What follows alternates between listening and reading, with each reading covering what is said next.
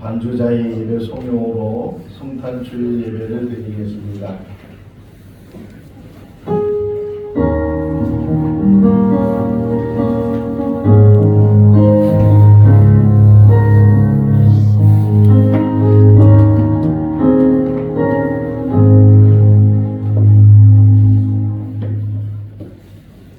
아들을 낳으리니 이름을 예수라 하라.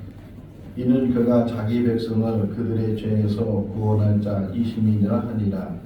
이 모든 일이 된 것은 주께서 선지자로 하신 말씀을 이루려 하심이니 이르시되 보라 처녀가 잉태하여 아들을 낳을 것이요 그 이름은 임마누엘이라 하라 하셨으니 이는 번역한즉 하나님이 우리와 함께 계시다 함이라. 사랑과 은혜가 많으신 하나님 아버지, 2023년 한 해를 지켜주시고 특별히 오늘 성탄주일을 맞이하여 주의 백성들 주의 전에 모여 예배할 수 있도록 은혜 베풀어 주신 것 감사합니다.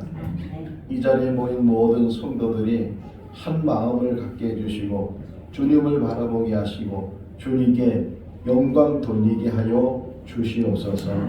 예수님의 이름으로 기원하옵나이다. 아멘. 다 같이 일어나시겠습니다. 찬송가 36장입니다.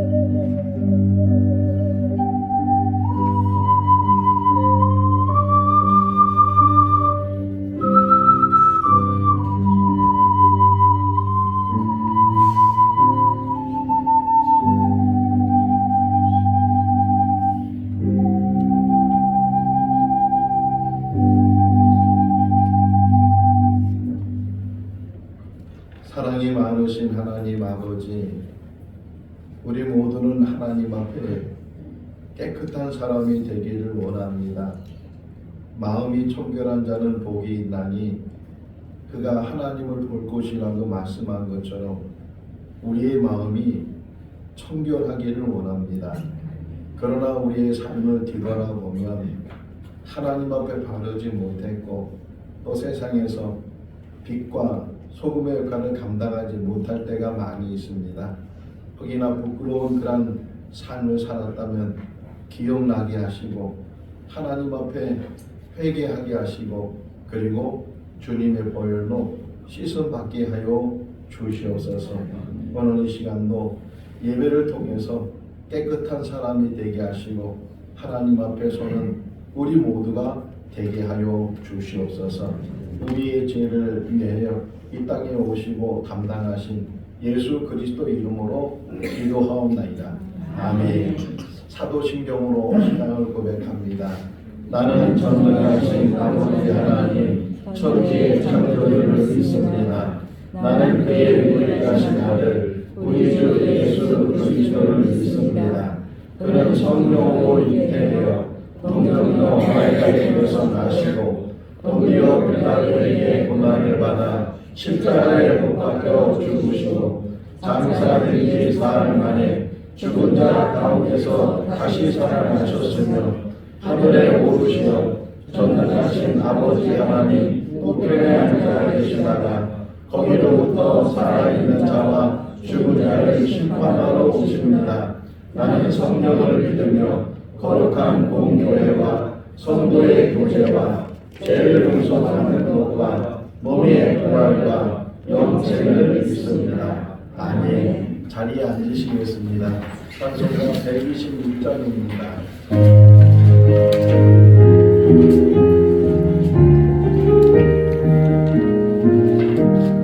천사 찬송하기를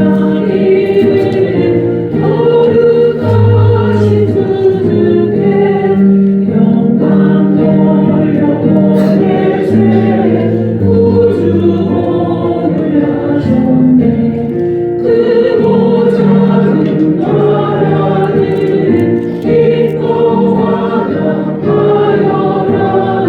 영광 받을 왕의 왕 베들레헴 하신 주 영광 받을 왕의 왕 베들레헴 하신 주 오늘 하신 예수는 하늘에서 내려와 천사로 내려셔서 사람 몸을 입었네. 세상 모든 사람들 영원하신 주님께 영광 돌려보내며 높이 찬양하여라. 영광 돌려보내며 높이 찬양하여라. 의로우신 예수는 영화의 왕이시고 세상 빛이 되시며 우리 생명 되시네.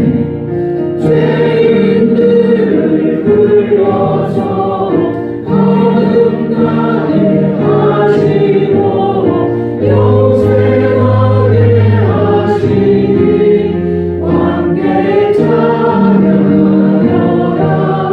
영생하게 하시니 왕께 찬양하여라.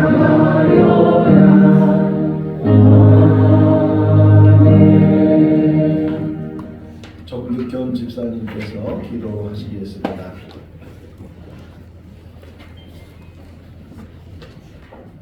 기도드리겠습니다.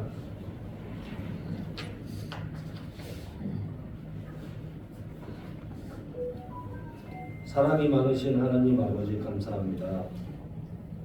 한 주간의 삶도 주님의 은혜 속에 살아가게 하시고 사모하는 마음으로 주님의 재단 앞에 나올 수 있도록 인도하시니 감사합니다. 아멘.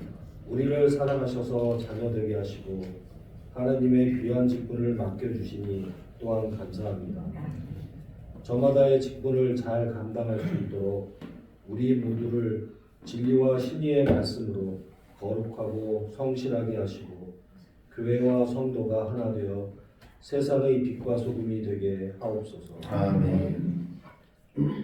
2000여 년 전에 하나님께서 사람의 모습으로 우리를 구원하기 위하여 오신 성탄의 참 의미를 마음속 깊이 항상 기억하고 실천하는 하나님의 자녀가 될 수 있도록 우리를 붙잡아 주시고 다시 오실 때에도 하나님 아버지께 인정받을 수 있는 우리가 될 수 있도록 우리 마음속에 항상 함께하여 주시옵소서. 영원하신 하나님 아버지, 하나님의 자비로우신 은혜로 우리를 지금까지 지켜주시고 돌보아 주신 은혜 감사합니다. 아직도 아버지를 알지 못하는 많은 영혼들이 있습니다. 우리 주변에 있는 많은 상처받은 심령을 보듬어 주시어 아버지를 믿고 순종하며 의지하는 것만이 구원에 이르는 길임을 알 수 있도록 아버지 도와주시옵소서. 우리의 마음을 아시는 하나님 아버지, 심신이 연약하여 주의 전을 찾지 못하는 자녀들을 기억하시고 성령의 충만함으로 심신을 강건하게 채워주시어 고난을 이겨낼 수 있도록 도와주시며 마음이 상하여 낙심한 심령마다 위로하여 주시어 마음으로 올리는 기도가 모두 응답되길 원하오니 아버지 도와주시옵소서. 하나님의 말씀을 전하시는 목사님께서 목회 사역을 잘 감당할 수 있도록 성령의 능력으로 붙들어 주시고 생거진천교회가 하나님의 일을 잘 감당할 수 있는 교회로 성장할 수 있도록 도와주시옵소서. 예배를 위하여 보이지 않는 곳에서 헌신하는 손길들도 기억하시어 하늘의 신령한 복으로 채워주시옵소서. 사랑과 은혜가 많으신 나사렛 예수 그리스도의 이름으로 기도드리옵나이다. 아멘.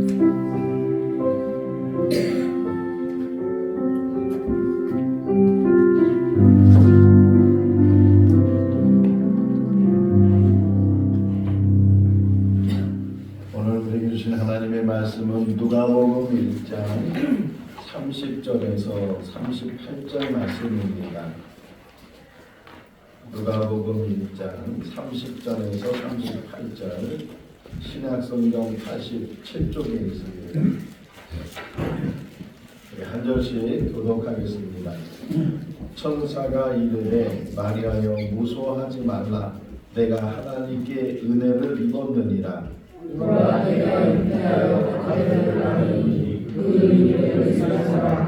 그가 큰 자가 되고 지극히 높으신 이의 아들이라 일컬어질 것이요 주 하나님께서 그 조상 다윗의 왕위를 그에게 주시리니 영이 다윗의 집을 왕으로 삼으신 것이며 그 나라가 무궁하리라. 마리아가 천사에게 말하되 나는 남자를 알지 못하니 어찌 이 일이 있으리이까. 천사가 대답하되 성령이 임하시고 지극히 높으신 이를 너희 너를 부르시니 이름으로 다시마 거룩하는 하나님의 아들이라 일컬어지리라. 보라 내 친족 엘리사벳도 늙어서 아들을 배웠느니라. 본래 임신하지 못한다고 알려진 이가 이미 6달이 되었나니 그래서 하나님의 모든 말씀은 논하지 못하시니 없느니라. 같이요. 마리아가 이르되 주의 여종이 말씀으로 내게 이루어지리라 하매 천사가 감사합니다. 아멘. 이강물 전도사님께서 찬양하겠습니다. 622장 1절 2절 제가 부르고 3절 함께 성도님 함께 부르시겠습니다.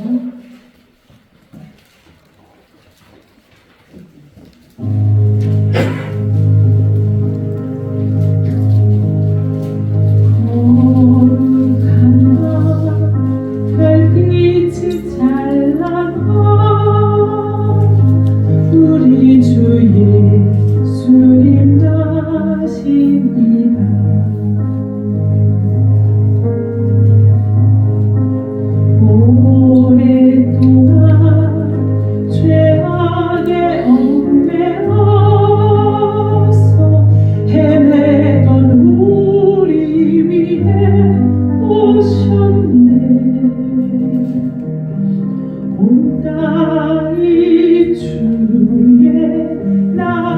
기뻐하며 희망의 아침 밝아오도다.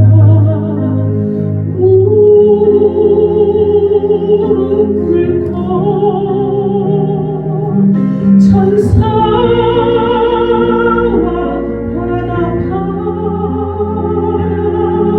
오 거룩한 날 주님 탄생하신 날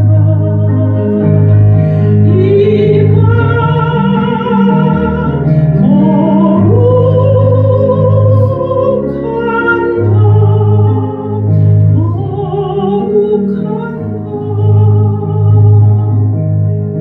우리 모두 믿음의 빛을 따라 그 앞에 감사히 다 나갈세.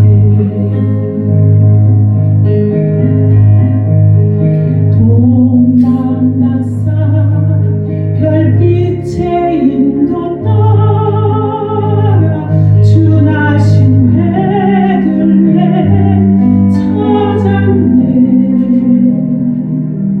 만왕의 왕이 이 땅 위에 오셔 우리의 참된 친구 되시네.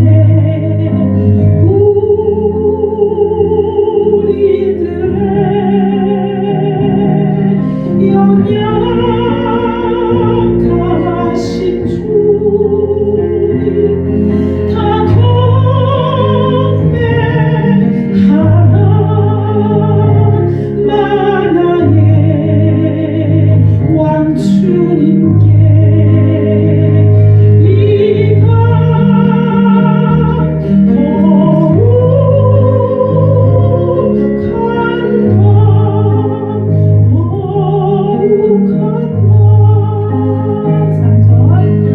주의 뜻은 사랑과 평화로라. 우리도 서로를 사랑하세.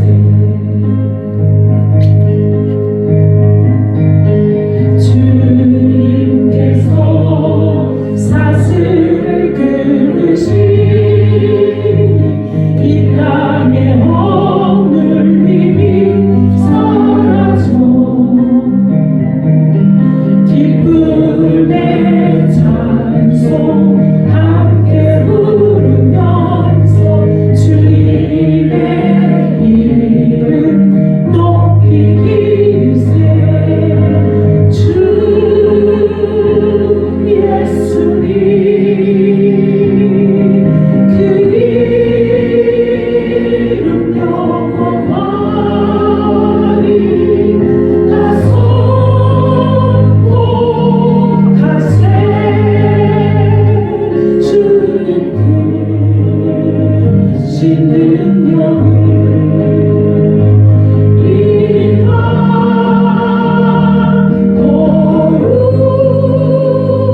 거룩한 날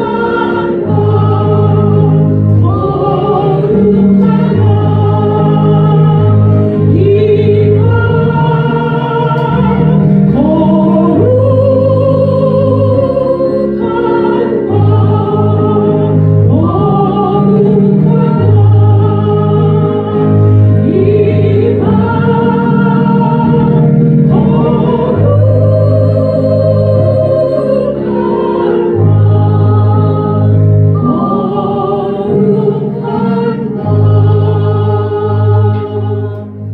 이 밤 할렐루야. 아멘. 도미노 게임이라는 것이 있는데 모르지 않으세요? 어떤 분이 이렇게 질문하면 도미노 기가는 아는데 도미노 게임은 잘 모르겠습니다 라고도 말할 수 있는데 다 보셨을 거예요. 막대기를 쭉 세워서 첫 번째 막대기를 넘어뜨리면 계속해서 그 막대기가 넘어지는 그런 것들. 우리나라의 여러 군데서 도미노 게임 대회를 해요. 주체로. 그래서 학생들 대상으로 하기도 하고 그러는데 이 도미노가 한 줄로 쭉 세우는 것뿐만 아니라 때로는 기술이 좋은 사람들은 한 줄이 아니고 여러 줄을 세워도 그것이 한꺼번에 계속 넘어져서 마침내 세웠던 모든 것들이 다 넘어지게 하는 그런 도미노를 보게 되는데 그냥 막 세운다 해서 되는 것이 아니고 제일 먼저는 구상을 해야 되죠. 어떻게 막대기를 세울 것인가에 대한 그런 구상을 하게 되고 그 두 번째는 그 구상한 대로 그 막대기들을 세워 나가야 되는데 그 세워 나가는 과정 속에서는 혹이나 실수를 해서 그것이 넘어지면 이제까지 했던 모든 것들이 다 넘어지게 돼서 다시 처음부터 해야 되기 때문에 그 하나하나 세울 때도 아주 신중하게 잘 세워야 되고 마지막까지 잘 세워야 되고 그리고 마침내 이제 시작을 하게 되면 다시금 첫 번째 막대기부터 넘어뜨려서 이것이 마지막까지 다 넘어지게 될 때 성공하게 되는데 그 기회는 한 번이 뭐 두 번의 기회도 있는 것이 아니고 구상을 하고 준비를 하고 실행을 하는 그런 모든 과정 속에서 한 번에 그 모든 것들이 다 이루어져야 된다. 성경은 혹이나 누가 말하기를 구속사의 이야기다. 그러니까 인간이 타락을 하고 하나님 앞에 불순종하고 에덴 동산에서 쫓겨날 때부터 하나님께서는 인간을 구원하시기 위해서 이제 그 일을 기획하시고 또 준비하시고 그 일을 이루셨다. 어떻게 보면 이것이 꼭 도미노와 같은 그런 일들을 하나님이 하시게 된다. 자, 아담과 하와가 에덴 동산에서 쫓겨날 때 하나님께서 그들에게 가죽옷을 입혀주시죠. 그 가죽은 짐승을 잡아서 그래서 짐승을 희생해서 이제 옷을 만든 것처럼 어떤 면에서는 예수 그리스도의 희생의 어떤 상징적인 표시로 우리가 볼 수 있는데 그 가죽 옷에부터 시작을 해서 계속 구약의 역사가 흐르고 마침내 예수 그리스도가 이 땅에 오셔서 후에 십자가에서 죽으시고 그 죽으실 때 십자가에서 7말씀을 하셔서 우리가 흔히 가상칠언이라고 말하는데 그 가상칠언 중에 한 말씀 다 이루었다. 이게 도미노의 마지막 끝을 이루는 구원의 마지막 구원의 계획을 세우시고 구원의 계획을 준비하시고 그리고 구원의 계획을 실행하신 하나님께서 그 모든 것들을 이루신 것이 다 이루었다. 물론 그 이후에 예수님이 죽으시고 3일 만에 부활하시고 또 승천하시고 다시 오신다고 약속하시는 그런 약속의 말씀을 우리가 알고 믿고 기다리고 있는데 어쨌든 구원의 역사를 이루는 모든 과정 속에서 다 이루었다 이렇게 말씀을 하셔요. 도미노는 끊임없이 이루어져야 돼요. 자, 성경에 중요하게 다루는 것 중에 하나가 뭐냐면 족보예요. 창세기 5장부터 족보 이야기가 나오죠. 아담의 이제 자녀들 자손들이 쭉 이름이 노아까지 나오게 되고 그 후에 여러 군데 족보가 나오고 신약의 시작도 예수님의 족보 이야기로 시작이 되는데 우리나라도 족보를 아주 귀하게 여기죠. 중요하게 여겨요. 뭐 족보가 없는 분들도 있고 저도 없지만 있는 분들은 적어도 거기에 자부심을 갖고 있다고요. 내가 양반의 가문에 몇 대 손이다 이렇게 자부심을 가지고 있는데 족보에서 가장 중요한 게 뭐냐? 끊어지면 안 된다는 거예요. 그래서 혹이나 이제 아들을 못 낳게 되면 양자를 얻기도 하고 우리 예전에 봤던 시바지라는 영화가 그 대가 끊어지지 않도록 여자를 사서 그 여자를 통해서 대를 잇는 아들을 얻으려고 하는 그런 내용의 이야기인 것처럼 족보가 가장 중요한 게 뭐냐면 끊어지면 족보가 될 수가 없다는 거예요. 거기서부터 멈추기가 되는 것처럼 예수님의 족보, 구원의 역사의 족보도 마찬가지로 계속 이어져서 예수님까지 이제 그 족보가 연결되는 그런 모습들을 보게 되는데 계속 이어지는 구원의 역사 속에서 오늘 읽은 이 마리아가 처녀의 몸으로 아기를 갖게 되고 처녀의 몸으로 아기를 낳게 되는 그런 이야기가 오늘 본문에 기록이 되어져 있고 우리가 잘 알고 있는 이야기예요. 왜 하나님께서 이렇게 어렵게 복잡하게 또 기독교를 탄압하고 기독교를 비방하는 사람들에게 비밀을 주는 처녀에게 이제 아기가 태어났다 하는 그런 이거는 상식에 맞지도 않고 자연 법칙에 맞지도 않은 그런 일을 왜 하나님이 굳이 하시고 있는가 하셨는가 하는 것을 오늘 본문을 통해서 같이 묵상하라고 그럴 수밖에 없는 일이었고 하나님의 계획은 인간이 생각하는 것 이상으로 인간이 이해하는 그 이상으로 하나님께서는 인간을 구원하시는 놀라운 역사를 이 처녀의 몸에서 예수 그리스도가 태어나도록 하셨다 하는 것을 우리가 다시금 생각해 볼 수가 있어요. 자, 처녀가 아기를 갖는다는 것은 자연 법칙에 의해서는 불가능한 일이죠. 34절에서도 마리아가 천사의 말을 들으면서 내가 남자를 알지 못합니다. 이 말은 남자와 잠자리를 하지 않는데 어떻게 아기를 가질 수 있습니까? 라고 다시금 되묻는 그런 이야기도 해요. 남자와 여자가 만나서 또 서로 사랑을 하고 그래서 결혼을 하든지 혹 결혼을 하지 않아도 성관계를 갖게 되면 그 성관계를 통해서 흔히 말하는 정자와 난자가 만나서 이제 아기가 그 안에 여자 안에 몸 안에 임신이 되게 되고 이제 10달이 지나게 되면 출생하는 것이 자연법칙이고 상식적으로 우리가 이해하는 일인데 왜 부득이 하나님께서는 그렇게 하지 않으시고 그냥 정자가 없이 난자만 가지고서 어떻게 사람이 태어나게 하셨는가? 지금의 의학으로는 정자와 난자가 만나지 않아도 사람을 만들 수 있고 동물들을 만들 수 있는 그런 의술을 지금 가지고 있어요. 그런데 2000년 전에는 전혀 그런 의술도 없었고 그런 일이 일어날 수도 없는데 왜 굳이 하나님은 그 일을 이루셨을까? 여러 가지 이유 중에서 하나가 이사야를 통해서 예언한 그 예언의 말씀을 성취하시는 일이었다 하는 것이고, 자, 사람이 할 수 있는 일들이 있고 사람으로서는 할 수 없는 일이 있어요. 그러니까 이 말을 다시 바꾸면 하나님만 하실 수 있는 일이 있는데 그 하나님만 하시는 일 중에 하나가 처녀의 몸에서 아기를 낳게 하는 일이었다. 성경은요 하나님이 하나님 되심을 우리에게 많이 보여주고 있어요. 자, 이스라엘 사람들이 애굽에 들어가서 살았어요. 처음에 대우를 잘 받다가 이제 요셉이 죽고 왕조가 바뀌면서 이스라엘 사람들이 노예로 전락을 하게 되고 이제는 나가고 싶어도 나가지 못하는 그런 삶을 거반 400년 동안 거기서 살게 됐을 때 하나님께서 모세를 택해서 모세를 통해서 그 이스라엘 백성들을 애굽에서부터 나가게 하시는데 그냥 나가지 못했어요. 바로가 강팍하기도 하고 이 노동력을 그냥 쉽게 내보내줄 수 있는 그런 상황이 아니기 때문에 그래서 결국은 재앙이 내리기 시작하죠. 우리가 흔히 말하는 10가지 재앙. 근데요 이 10가지 재앙을 다시금 잘 보시면 어떤 이야기가 나오느냐. 자, 첫 번째 재앙은 이제 물을 피로 만드는 거죠. 모세의 지팡이를 나일강에 내리치면서 그 내리치는 순간에 물이 변해서 피가 돼요. 자, 그런데 더 성경을 자세히 보신 분들은 그 바로의 요술살들도 그렇게 흉내를 낼 수 있었다는 거예요.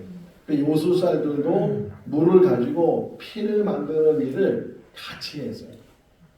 자, 두 번째 재앙이 내려지는데 두 번째 재앙까지 두 번째 재앙이 뭐냐면 개구리가 갑자기 나타나는 거예요. 개구리가. 첫 번째 재앙으로 바로가 이 마음이 변하지 않으니까 두 번째 재앙 개구리가 나타나겠는데 온통 개구리에 집집마다 다 개구리고 마당마다 다 개구리고 그런데 놀라운 거는 그 바로의 요술사들도 두 번째 재앙을 따라했어요. 그들도 개구리를 나오게 하는 그런 요술을 부릴 수 있었다는 거예요. 자, 그런데 세 번째 재앙부터는 요술사들이 따라하지 못해요. 죄를 뿌려서 이를 만들고 파리를 만들고 이 세 번째 재앙이 이를 만드는 재앙인데 아무리 우수사가 그렇게 하려고 해도 하지 못했어요. 네 번째 재앙이 파리인데요. 파리들은요 조종을 하는 게 아니잖아요. 자기가 마음대로 날아다니는데 성경을 자세히 보시면 네 번째 재앙부터는 하나님이 구분을 하셔요. 구별을 하셔요. 이스라엘 사람들이 살고 있는 땅에는 파리의 재앙이 없어요. 우박이 내려도 이스라엘 사람들이 살고 있는 그 땅에는 우박이 없어요. 그러니까 사람이 따라할 수 있는 어느 정도 따라할 수 있는 것도 있지만 전혀 사람이 할 수 없는 일을 하나님은 하실 수 있고 하나님만 하실 수 있는 그런 일을 하나님이 보여주셔요. 결국 10번째 6월절 사건으로 인해서 이스라엘 백성들이 애굽에서 갑자기 나가요. 그러면 그냥 쭉 가나안 땅으로 가면 좋겠는데 하나님이 그 사람들을 홍해 쪽으로 인도를 해서 홍해 앞에 서게 해요. 자, 홍해는 바다잖아요. 그냥 얕은 발목까지 오는 그런 물이 아니고 수심이 얼마나 깊은지 또 길이가 만만한 길이가 아니에요. 강화도를 가면요 북한이 보이는데 제가 가보니까 이게 1km도 안 돼요. 한 600-700m 떨어져 있는 뭐 북한이라고 설명을 하더라고요. 마음만 먹으면 수영을 해서 올 수 있는 그런 거리 정도인데 이 홍해는 그런 데가 아니잖아요. 바다예요. 그리고 깊이가 너무 깊어서 뭐 수영을 아무리 잘해도 혹이나 한두 사람은 꼭 수영해서 갈 수 있을지 모르지만 근데 거기는 엄두를 못 내는 것이 얼마나 엄두를 못 냈느냐 그 이스라엘 백성들이 모세에게 우리를 여기서 죽게 하느냐 우리 공동묘지를 만들려고 하느냐 그렇게 원망하고 불평했던 곳이 홍해 앞이거든요. 도저히 사람은 또 뒤에는 또 바로의 군사들이 막 쫓아오잖아요. 이 진퇴양난이 설상가상이 그런 가운데 하나님께서 모세에게 손을 들으라고 하고 외치라고 하고 기도하라고 하고 출애굽 14장 14절 말씀을 보게 되면 너희는 가만히 서서 하나님이 하시는 일을 봐라. 결국 그 홍해가 갈라지게 되고 이스라엘 백성들이 육지를 건너는 것처럼 거기를 건너가게 돼요. 그 이후에도 하나님만 하시는 일들이 얼마나 많이 일어나는지 몰라요. 다시 말하면 처녀가 아기를 낳는다는 것은 자연 법칙에도 어긋나는 일이고 인간이 이해하는 인간이 할 수 있는 일에도 할 수도 없고 어긋나는 일인데 하나님은 그 일을 하시고 하실 수 있는 분이에요. 그러면 왜 굳이 그렇게 처녀의 몸에서 아기를 낳게 하셨는가? 이유가 있을 거 아니에요. 목적이 있을 거 아니에요. 이유가 뭘까요? 왜 처녀의 몸에서 아기를 낳도록 하나님이 그렇게 일을 행하셨을까요? 자, 하나님이 사람이 돼서 이 땅에 오셨다 그러죠. 성육신을 하셨다, 인카네이션 이렇게 말을 하는데 목적이 있잖아요. 하나님이 사람이 돼서 이 땅에 오신 첫 번째, 두 번째는 내가 1번인지 2번인지 하나님이 사람이 돼서 이 땅에 오신 목적이 소품 때문에 두 번째 인간을 구원하기 위해서. 야 너무 쉽다. 인간을 구원하기 위해서. 근데 더 정확히 보시면 인간을 어디에서부터 구원하는 거예요? 죄의 문제. 그러니까 하나님이 사람이 돼서 이 땅에 오신 가장 궁극적인 목적이 뭐냐? 인간이 가지고 있는 죄의 문제를 해결해 주시기 위해서. 그래서 처녀의 몸에서 나올 수밖에 없는 그런 상황이라는 거예요. 왜냐하면 우리가 교리를 배우잖아요. 교리를 배울 때 하나 뭐냐면 우리 모든 인간은 태어날 때부터 죄를 가지고 태어난다. 그걸 원죄라 그러죠. 아담 이후로 모든 사람들은 이 땅에 태어나는 그 순간부터 죄가 있다는 거예요. 근데 히브리서에서 보면 예수님을 설명하면서 그분은 죄가 없으시다. 그러니까 죄의 문제를 해결하기 오신 분은 죄로부터 자유로운 분이어야 되고 그래서 하나님이 사람이 된 이유는 그거예요. 하나님은 죄가 없으신 분이기 때문에 그 죄가 없으신 분이 죄가 있는 사람의 이 죄의 문제를 해결하기 위해서 이 땅에 오셨다.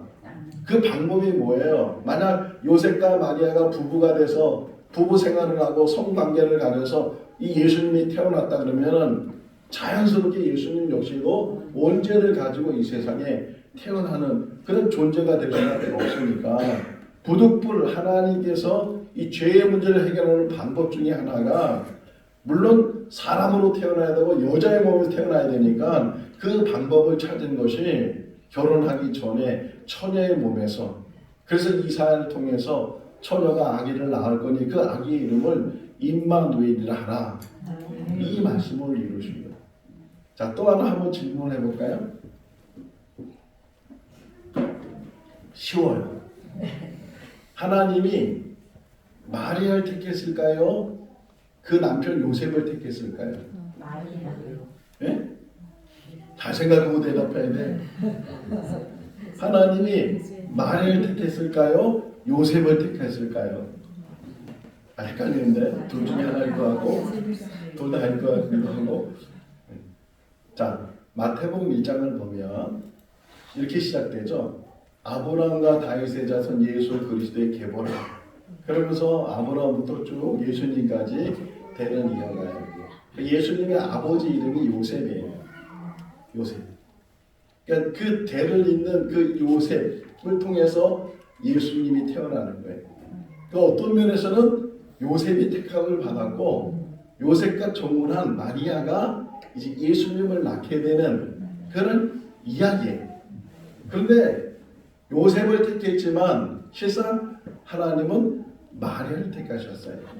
그러니까 요셉도 택하시고 그 요셉 안에서 마리아를 택해서 처녀의 몸으로 그 마리아가 이제 아기를 낳게 되는데 제가 이 말씀을 일주일 동안 묵상하면서 마리아도 참 대단한 인물이지만 그러나 요셉 역시도 그러니까 주연은 아니에요. 어떤 면에서는 조연 역할인데 그 조연 역할인데도 불구하고 요셉이 아니었다면 마리아는 아기를 낳지 못했을 거예요.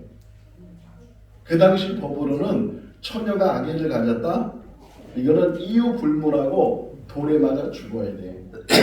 그런 상황 속에서 요셉이 있었기 때문에 마리아가 보호를 받게 되고 그래서 마리아가 아기를 낳게 되는 그런 일을 보게 돼요. 자, 이 세상 살아가면서 가장 중요한 관계 중에 하나가 부부예요. 부부. 남편과 아내예요. 물론 남편과 아내가 뭐 초혼도 되고 재혼도 되고 그 이상도 될 수 있어요. 제일 중요한 건 지금 내가 함께하는 그 남편, 그 남편과 그 아내 이것이 이 세상 살아가면서 가장 중요한 관계이고 서로 보호막이 되는 거예요. 자, 요셉을 보십시다. 마태복음 1장을 보게 되면 이 소문을 들으니까 마리아가 임신을 했다는 거예요. 마태복음 1장 15절 말씀에 보게 되면 이 요셉이 의로운 사람이라 가만히 그 관계를 끊으려고 했다는 거예요.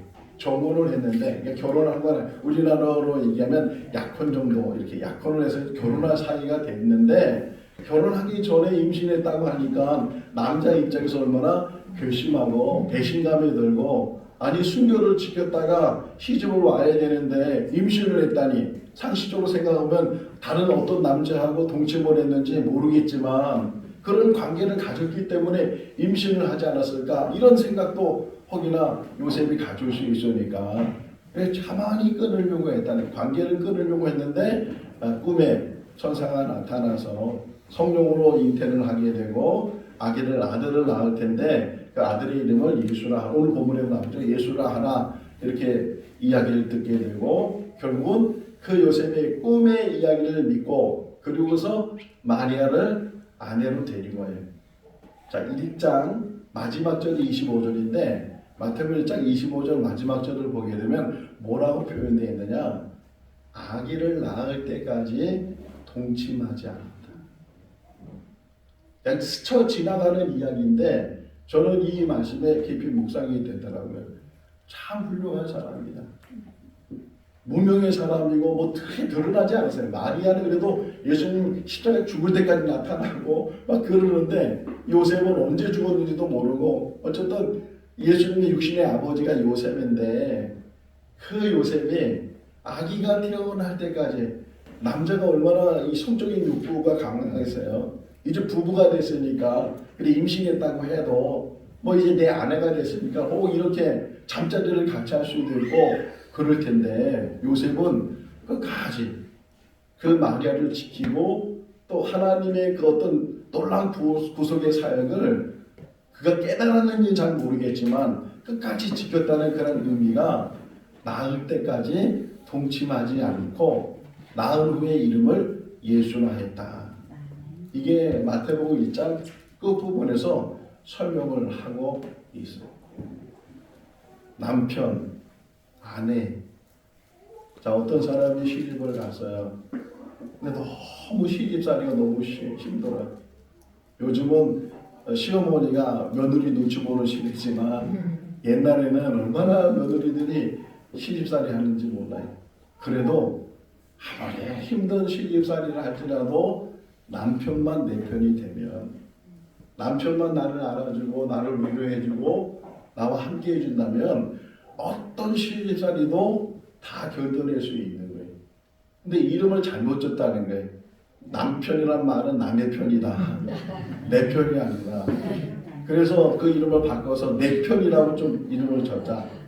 뭐 어떤 드라마 제목에는 하나뿐인 내 편 이런 드라마 제목도 있었는데 남편을 내 편이라고 하자. 지금도 마찬가지. 이름 남편이라고 부르지만 남의 편이 되지 말고 항상 아내의 편이 되고 아내의 아픔과 아내의 힘든 일들을 잘 이해해주고 잘 받아주고 뭐 해결해달라는 게 아니에요.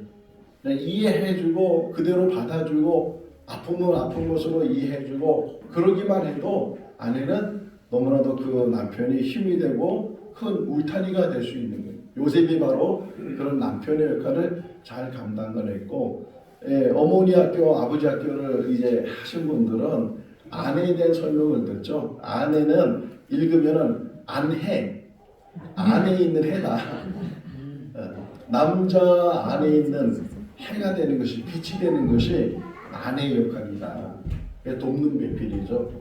남편과 아내가 그 돕는 배필로 서로 잘 관계하는 요셉이 바로 그런 역할을 잘했던 사람 중에 한 사람이었다 하는 것을 생각해 볼 수 있고 자 다시 지금도 이스라엘 나사렛에 가면 마리아 집이 있어요.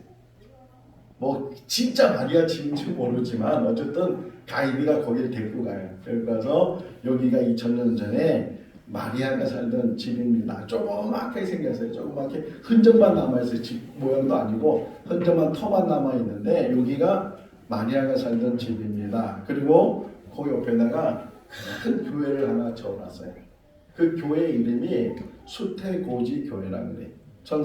오늘 천사가 나타나서 마리아에게 너는 하나님의 은혜를 입은 자다. 너는 아들을 낳을 거다. 그 아들의 이름을 예수라나 이렇게 수태고지. 저도 수태고지 가봤는데 벽에다가요 여러 나라에서 보내준 그림이나 사진이 액자로 이렇게 걸려져 있어. 똑같다. 예수님과 마리아만, 그러니까 아기 예수와 마리아가 있는 그런 그 우리나라도 보냈는데 한복을 입고 있어요. 마리아가 한복을 입고 예수님도 한복을 입고 있는 어떤 수태고지 교회가 있는데 자 거기에 천사가 나타나서 그러면서 아기를 낳을 거다. 나는 아직 남자를 알지 못합니다. 근데 하나님은 하신다는 거예요. 37절 말씀에 보게 되면 하나님이 하신다. 그러니까 38절에서 마리아가 저는 주님의 요종입니다. 말씀대로 내게 이루어지기를 원합니다. 그리고 천사가 떠나갔다. 그래. 자, 이 장면에서 마리아가 이런 충격적인 때로는 황당한 이런 이야기를 들었을 때 만약 우리가 마리아의 입장이라면 뭐라고 대답했을까? 자, 하나 이야기를 더 해요. 창세기 22장을 보면 이제 아브라함이 이삭을 낳았어요. 100세에. 그러나 어느 날 하나님이 아브라함에게 나타나서 아브라함아, 제가 여기 있습니다. 네가 사랑하는 독자 이삭을 내가 지시하는 곳에 가서 제물로 바쳐라. 너무 깜짝스러운 일이에요. 아브라함에게 있어서 이삭은 그 어떤 것하고도 비교할 수 없고 그 어떤 것하고도 바꿀 수 없는 가장 귀한 존재인데 그 이삭을 제물로 바치라는 거예요. 근데 22장 3절 말씀에 보면 그 다음날 새벽 일찍이 아브라함이 일어나서 두 종을 데리고 이삭을 데리고 3일 길을 가요. 3일 길을 가서 모리아에 도착하고 종들은 내비두고 이삭만 데리고 산 위에 올라가서 제단을 쌓고 이삭을 칼로 죽이려고 하는 그런 장면이 나와요. 자 보세요. 이 두 장면에 겹치는 게 뭐냐? 너무 갑작스럽게 하시는 말씀인데 황당한 말씀을 하시는 거예요. 너 아기를 갖게 될 거야. 처녀의 몸으로 아기를 낳게 될 거야. 너 네가 가지고 있는 그 이삭을 제물로 바쳐야 돼. 자 그런 이야기를 들었을 때 좀 상식적으로 좀 생각해 본다면 너무 충격적인 얘기잖아요. 그러면 제일 먼저 할 수 있는 이야기가 좀 시간을 달라고.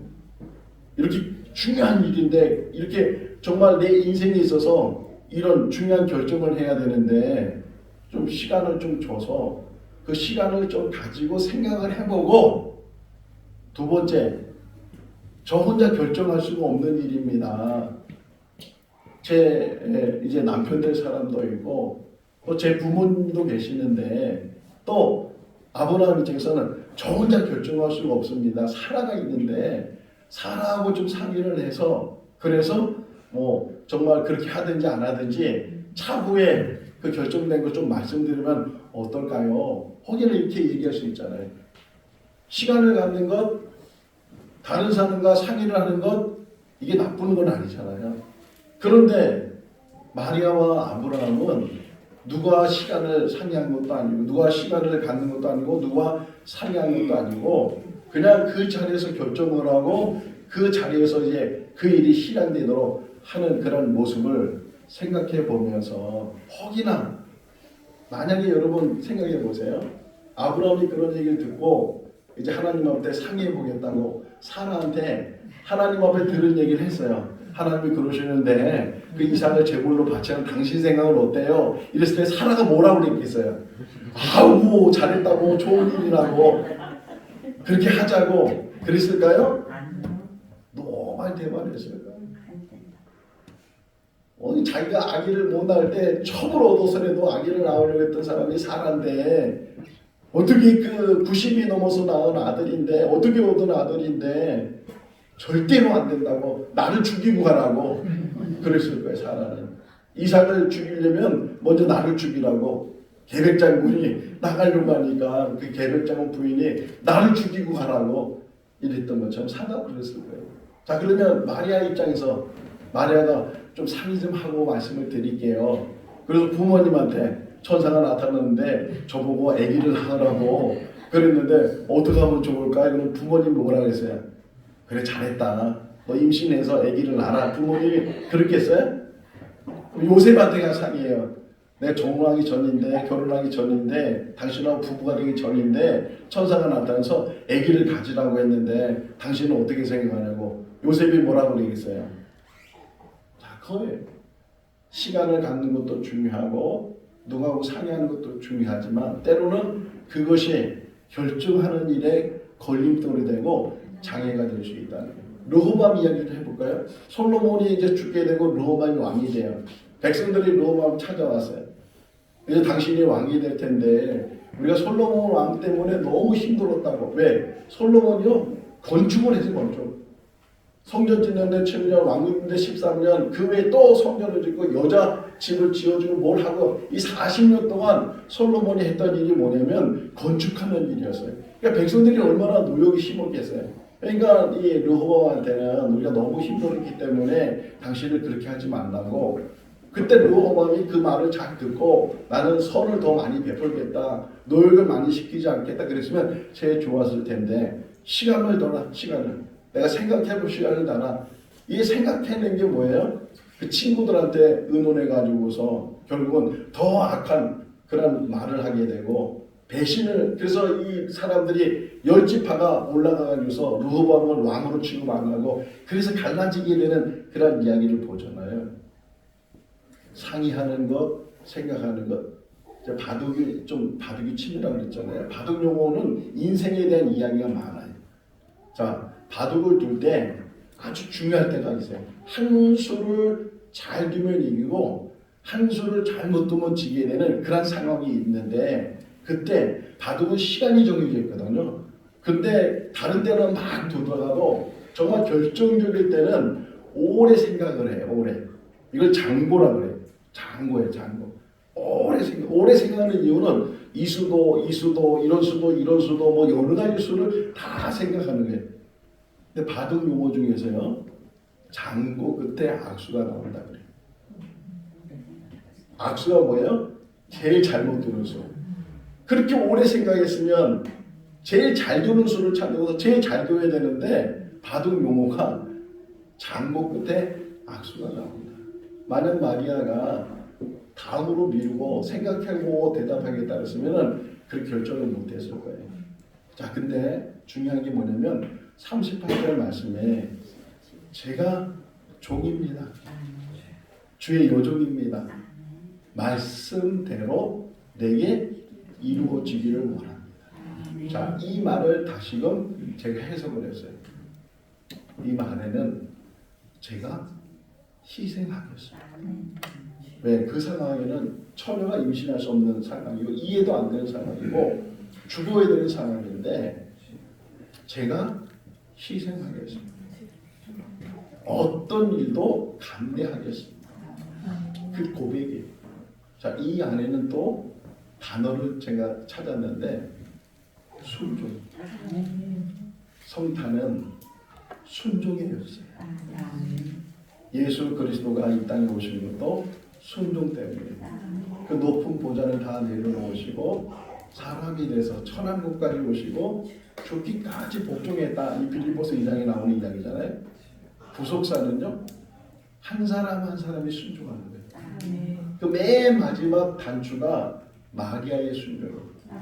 마리아의 성탄은 자기를 희생하는 것이고 하나님 말씀에 순종함으로 인류의 구원의 역사가 드디어 눈에 보이기 시작했습니다. 이번 성탄이 우리에게 하나님의 말씀이 들려지고 나를 내려놓고 하나님 말씀대로 순종하고 심지어는 죽으면 죽으리라 그런 마음을 가지고 이 기쁜 성탄을 맞이하는 우리 모두가 다 될 수 있기를 주님의 이름으로 축원합니다. 기도하겠습니다.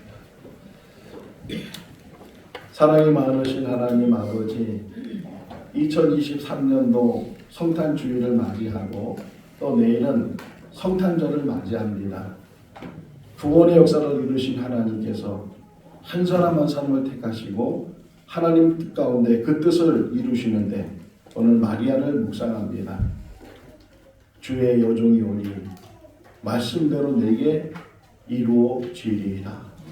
자기를 내려놓고 자기를 희생할 각오를 가지고 하나님의 말씀에 순종했던 마리아처럼 또 자기 아들을 제물로 바치냈을 때 하나님 앞에 순종했던 아브라함처럼 이번 성탄이 우리에게 순종을 배우고 그 순종의 좋은 열매를 깨닫는 귀한 성탄절이 되게 하여 주시옵소서.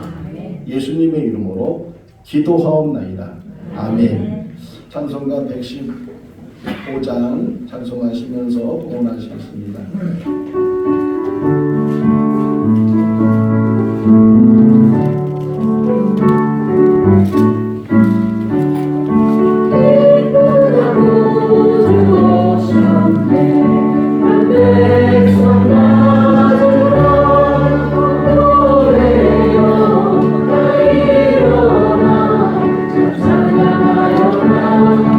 찬양하여라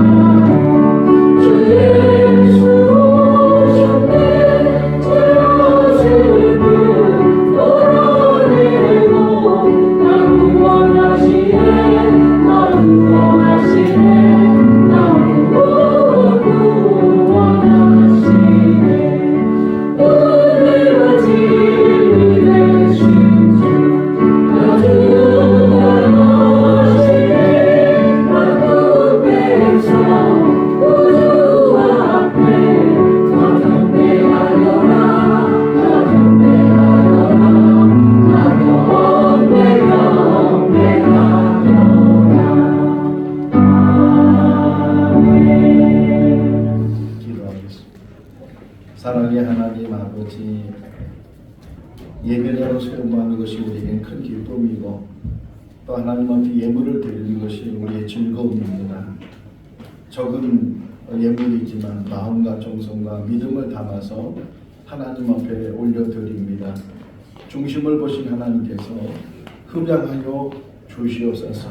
우리 귀한 성도도 이 땅에 사는 날 동안 물질로 어려움 당하지 않게 해주시고 필요한 것을 채워주시되 차고 넘치는 은혜가 있게 하여 주시옵소서.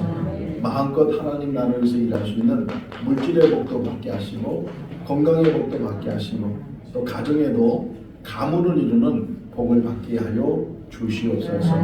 감사하고 예수님의 이름으로 기도하옵나이다. 아멘. 교회 소식 말씀드리겠습니다. 먼저 우리 성도 누가복음 2장 10절에서 14절 같이 읽어보겠습니다. 천사가 이르되 무서워하지 말라.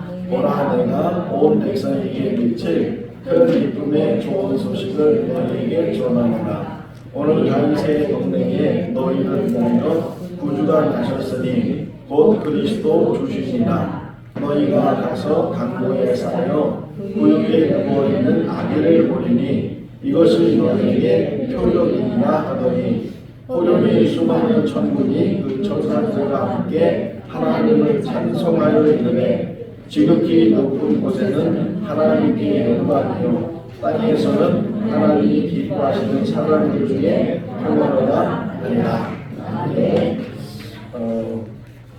오늘 성탄 주일이고 또 다음 주일은 송년 주일로 우리가 맞이하게 되고 또 마지막 주일은 임직 예식이 있는 주일입니다. 그래서 지난번 공동회의 때 우리가 통과했던 것처럼 항존직 취임식을 갖게 되는데 안소 집사님 3분, 권사님 4분 다른 곳에서 이렇게 직분을 가지고 오셔서 우리 교회 이렇게 같이 개척을 하고 그래서 올해는 그분들을 취임하는 직분자로 세우게 되고 또 내년 이후로는 또 우리 교회에서 필요하다면 또 권사님으로 세우고 안수집사님 세우는 그런 일을 계속 하게 될 텐데 뭐 다음 주에 제가 다시 말씀을 드리겠지만 이 권사가 되고 안수집사가 되는 것은 어떤 계급을 갖고 지위를 갖는 것이 아니고 더 잘 겸손히 그 일을 잘 섬기라고 또 성도들에게 본이 되라고 세우는 직분이기 때문에 우리가 자랑할 것도 없고 소문낼 것도 없고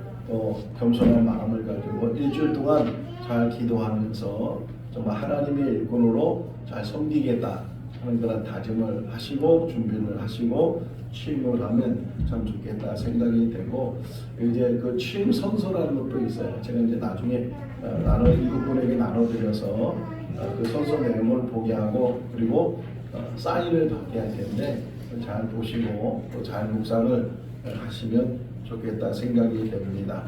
보라쌤이나 좀 신청을 해서 1:1 교육을 받으시면 좋을 것 같고요. 내일 성탄절이기 때문에 내일 새벽에도 예배가 있습니다. 성탄절 새벽 예배 드리고 또 성탄절 예배 11시 예배가 있는데 이 성탄절 11시 예배는 설교보다는 우리가 가지고 있는 악기를 통해서 연주도 하고 또는 율동도 하고 그렇게 하게 되고 또 내일 성탄절 때는 유아 세대식이 있어요.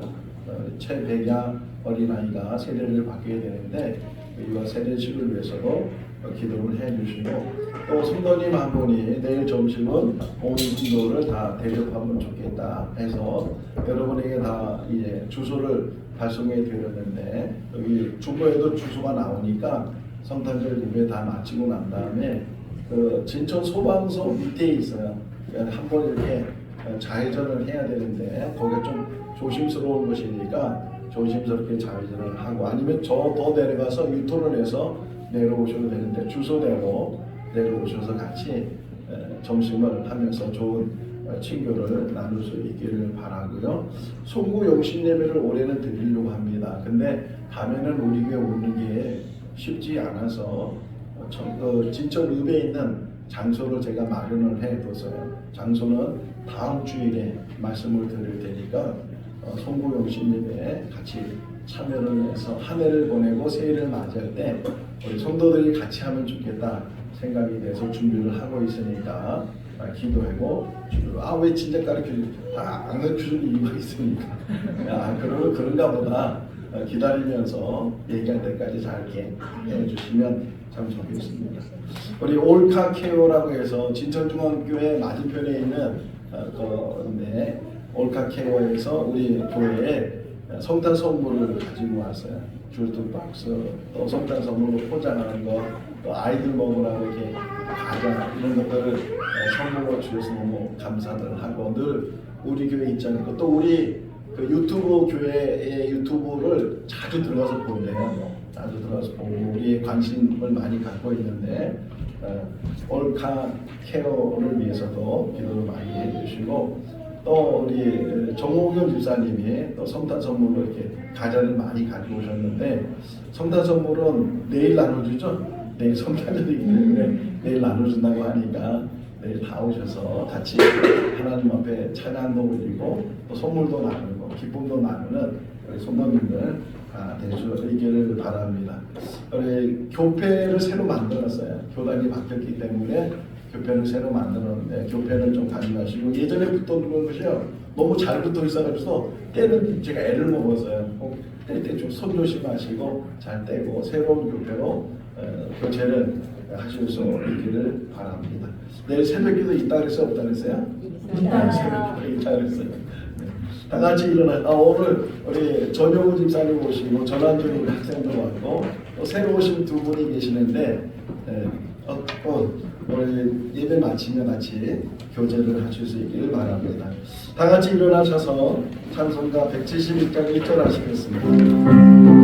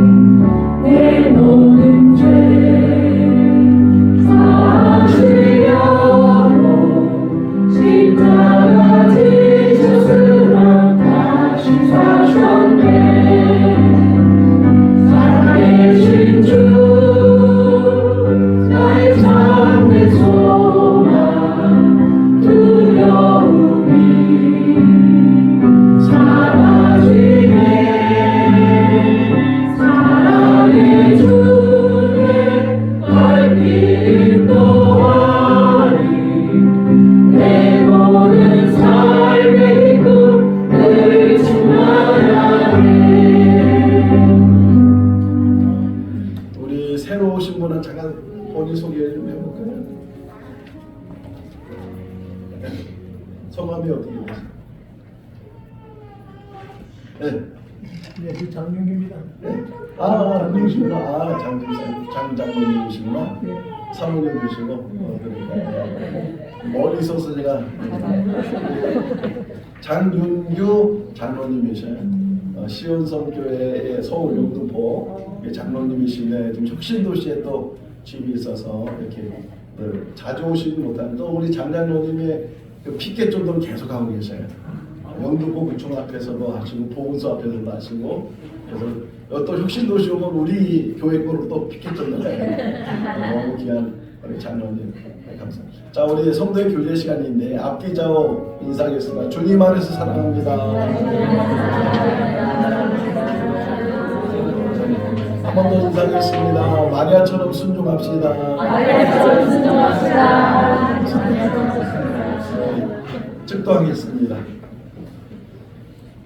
지금은 우리 주 예수 그리스도의 크신 은혜와 하나님 아버지의 무한하신 사랑하심과 성령님의 교통하시고 교제하시고 충만하심이 성탄이 이루어지도록 자기를 내려놓았던 마리아처럼 우리들도 희생의 각오를 가지고 순종으로 하나님 앞에 내려놓기로 결심하는 귀한 성도들 삶 가운데 가정과 자녀와 일터 가운데 영원토록 함께 하시기를 축원하옵나이다. 아멘.